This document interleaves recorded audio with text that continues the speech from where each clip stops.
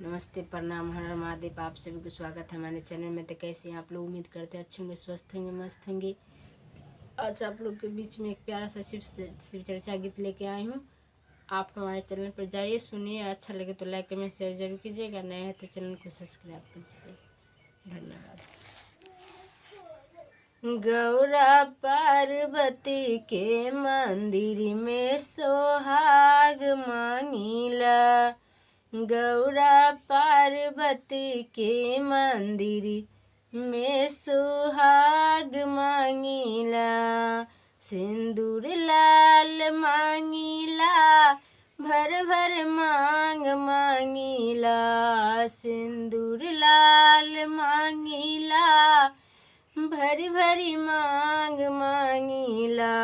गौरा पार्वती के मंदिर में सोहाग मांगीला। गौरा पार्वती के मंदिर में सोहाग मांगीला।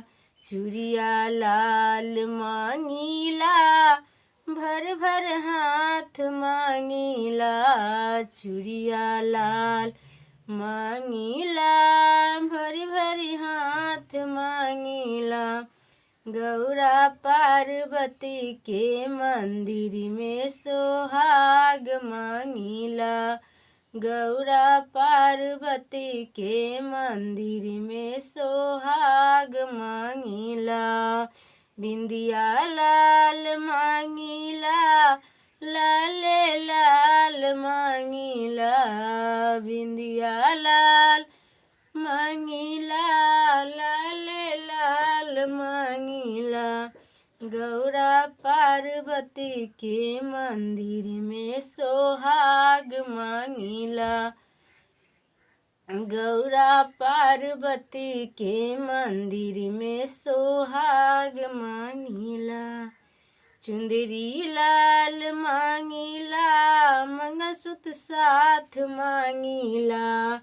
चुंदरी लाल मांगीला, मंगलसूत्र साथ मांगीला। गौरा पार्वती के मंदिर में सोहाग मांगीला। पैजन पाँव मांगीला, बिछुआ साथ मांगीला। पैजन पाँव मांगीला, बिछुआ साथ मांगीला।